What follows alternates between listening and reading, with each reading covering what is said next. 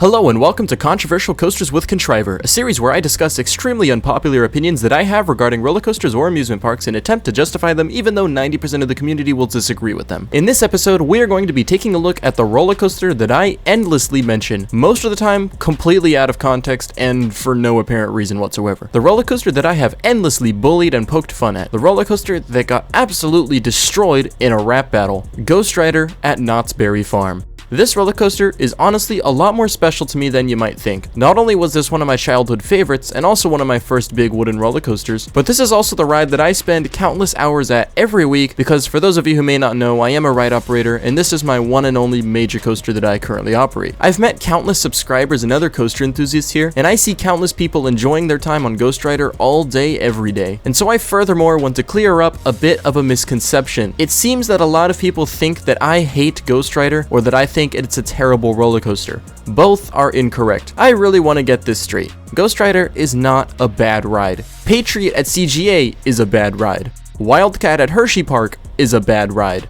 Goliath at Magic Mountain is a terrible ride. So why do I make fun of it and call it overrated every 12 seconds if I don't think it's a bad ride? Well, that's because ratings and reviews of pretty much anything is entirely subjective. When I think of Ghostrider, I don't think of it as some crazy, aggressive, insane, out of control, legendary thrill ride. It absolutely does not reach that high level of excitement. To me, this is a fairly tame, incredibly smooth, and overall relaxing wooden coaster. With its CCI layout, it doesn't execute the tight, rapid-fire bank turns and hills in the way that traditional ground-up GCIs do. Take Ghostrider for example. It rips through tighter turns at a faster pace and packs more back-to-back relentless elements in. The same can be said about Mystic Timbers. That's why these coasters are fantastic to me. They are much more aggressive and do a way better job at tossing you around. Ghostrider has a lot of dry sections that don't really do anything. For example, the first turnaround after the giant camelback, the turnaround before the mid-course, the turnaround under the first turnaround, and a lot of the track segments in between too. You can argue as much as you want about this coaster having insane airtime, but realistically, the airtime you can get on Ghostrider is still considerably less than you can get on other certain coasters, like pretty much any RMC. Even El Toro at Great Adventure offers significantly more airtime quality-wise and quantity-wise. The drop alone is taller, steeper, and with its longer trains, you will pull far more negative G-forces towards the back of the train, and it will last a lot longer compared to Ghostrider. The first giant camelback on Ghostrider is okay, it's not super weak, but it also isn't that strong. Either way, a B&M Hypercoaster will deliver a very similar feeling. So will some RMCs like Steel Vengeance with its giant top hats, or even Twisted Colossus's hill underneath the Top Gun stall. If anything, these RMC floater hills are still much stronger and closer to the ejector side of airtime. The drop off the mid-course is definitely stronger than the first drop, but even so, it still isn't stronger than the already mentioned El Toro or Steel Vengeance. To name another coaster, Railblazer has a significantly stronger first drop. And if we're looking at mid-ride drops, well, back to Twisted Colossus, you literally get two 80-degree drops from the same height in one ride. Verbolten's got a freaking drop track, and if you want me to compare it to other wooden coasters, heck,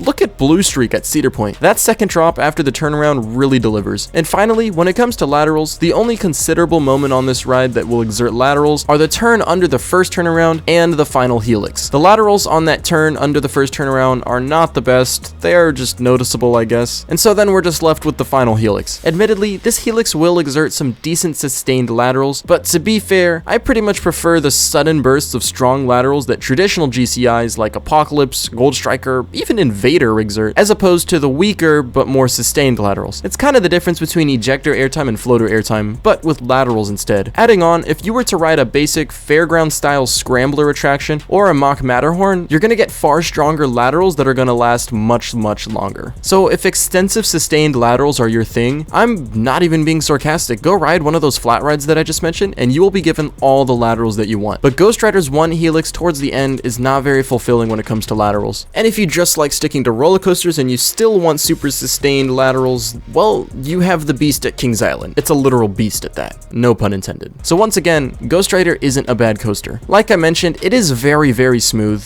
But to be honest, I do believe that a wooden coaster needs at least a little bit of roughness in order to be great. I think Mystic Timbers and Apocalypse have the perfect level of roughness. Ghostrider and El Toro are a little on the rougher side, and Invader is a little on the smoother side. But luckily, Ghostrider is getting a retract, and hopefully after Invader ages a bit more, then those rides will improve when it comes to roughness. But Ghostrider is just way too far on the smoother side, to where it just feels bland. I definitely preferred the old CCI track and PTC trains on Ghostrider, because the rougher ride made up for to the not so aggressive layout, and enhance the ride experience in my opinion. Ever since the refurbishment by GCI, Ghostrider has shot down significantly in my rankings, but once again, it is not necessarily a bad ride. It has some fun moments. The first drop is fun, the first Airtime hill is nice, the drop off the mid-course is pretty sweet, and the helix is alright. Everything else in between is just okay. So, why do so many people out there believe Ghostrider is one of, if not the best wooden roller coaster in the state or even the country? What is it about this ride that makes it so legendary, so much better than hundreds of other amazing roller coasters out there? People willingly wait 2, 3, sometimes even 4 hours just for one ride on Ghostrider. While working this attraction, I have met several enthusiasts that speak very highly of Ghostrider, and I've even met a few that have it in like their top 5 or even their top 3. And I'm not going to name any names or call anyone out specifically, but there have even been a few that have a credit count in the hundreds, yet Ghostrider is still somewhere in their top 10. Like,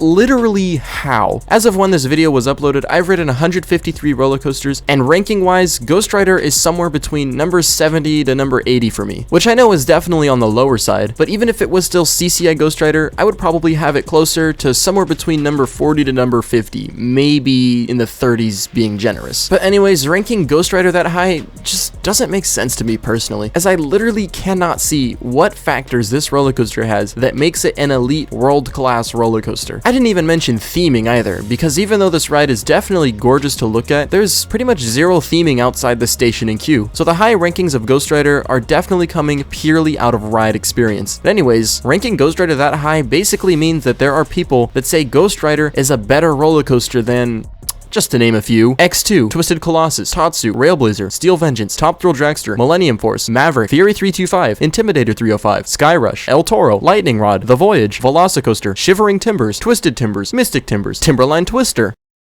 Okay, that last one was a joke, but do you at least see my point? Now, as a person that holds many controversial opinions, I mean, this video is literally part of a series called Controversial Coasters with Contriver. My intention is not to criticize people's opinions and where they rank Ghostrider as opposed to some of the other highly regarded coasters out there, but I'm just genuinely confused. And the reason I'm confused is because normally, I can see why some people will consider some rides better or worse than others, and I can understand where they're coming from. For example, some people might not be a big fan of Steel Vengeance because literally all it does is just give you ejector airtime over and over again. And if airtime or ejector airtime isn't your thing, then yeah, I can understand. You're not going to like Steel Vengeance. You might not be a big fan of X2 because it might not be the most comfortable for you, and you might not be a fan of flipping in awkward positions on a roller coaster. You might not be a fan of Skyrush because of the restraints. You might not be a fan of Top Thrill Dragster because of the ride duration. On the contrary, you might love Goliath at Magic Mountain because you enjoy extensive positive G-forces. You might enjoy Wildcat at Hershey Park because you don't think that it's that rough and that it has an interesting layout. Though I don't agree with any of those viewpoints that I mentioned, I can still perfectly understand the reasoning and logic behind holding those opinions. When it comes to Ghostrider,